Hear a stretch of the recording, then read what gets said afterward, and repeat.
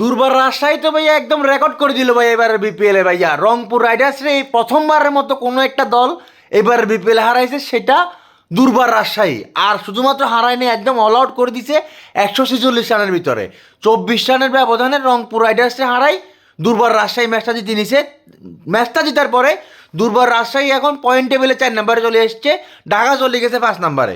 দুর্বার রাজশাহীর কিন্তু আজকে মোটামুটি রান 200+ হওয়ার কথা ছিল, যদিও তাদের রান রেট যেই পরিমাণ ছিল 15 ওভার পর্যন্ত।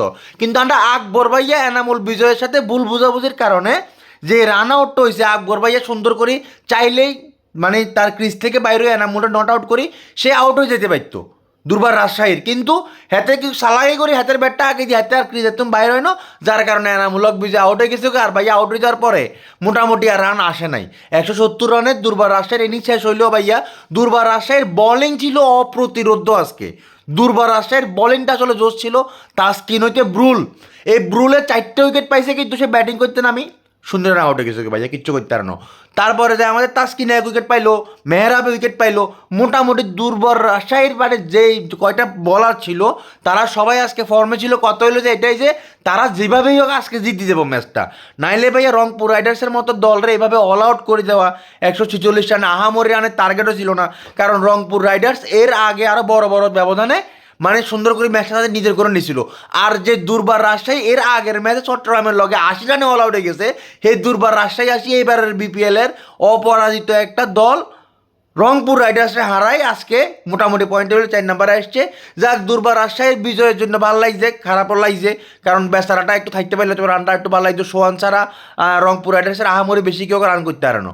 সোহান করছে, তারপরে প্রথমটা কি জানি কে সাব্বির রহমান না জানি এটার নাম তো বলি গেলাম, যে ছিল সেই করছে মোটামুটি হাতে গোনার উপর। আমাদের সাইফ ফেনীর ভোলা, আমরা ফেনীর ভোলা সাইফুদ্দিনের রান করছে কিছু মোটামুটি। যাক ভাই, রংপুর রাইডার্সের এই প্রথম হারের দেখা পাইল রংপুর রাইডার্স।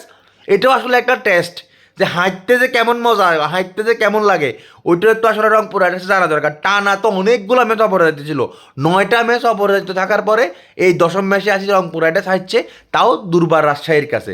যে দুর্বার রাজশাহী গত ম্যাচে চট্টগ্রাম কিংসের সাথে 80 রানে অল আউট হয়ে গেছিল। তবে যাক, এটা আসলে গোল বলার খেলা, তো গোল বল আসলে বলা যায় না কখন কী হয়। নাহলে এরকম টপ ফর্মে থাকা রংপুর রাইডার্সের প্লেয়ারগুলোর এরকম ওপেনিং থেকে শুরু করে একদম মানে ধস নামে যাবো কেউ আসলে কখনো কল্পনাও করে নাই। কারণ ধারাভাষ্যকার সহ দেখি বলতেছিল যে মানে রংপুর রাইডার্স হয়তো বা চিন্তা করছিল 200 রান 200+ রান হয়তো বা তাদের চেস করতে হবে, কিন্তু 170 রানে যেহেতু তারা অল আউট করে মানে শেষ করে ফেলতে পারছে খেলা, এই ম্যাচটা আসলে হয়তো তাদের জন্য খুব সোজা হইব। কিন্তু আলটিমেটলি দুর্বল রাজশাহীর ফিল্ডিংয়ে বলেন বোলিংয়ে বলেন সব দিক থেকে যে পরিমাণ তারা মানে দেখাইছে, অ্যাকশান দেখাইছে, ফিল্ডিংয়ে দুর্দান্ত লেভেল ছিল। যাক ভাইয়া, রংপুর রাইডার্স প্রথমবার হারিয়ে গেছে, আর দুর্বার রাজশাহী আজকের ম্যাচ জয়লাভ করি মানে পয়েন্ট টেবিলে 4 নম্বরে চলে এসছে, ঢাকারে 5 নম্বরে রাখি। এখন মোটামুটি ওই 1 2 3-এর আসলে মারামারি হইতো না, ওই 4 5 6 যারা আছে হ্যাঁ তারাই মারামারি করবো, যে জিতি যে থাকে যে হারি যে বাদ যায়।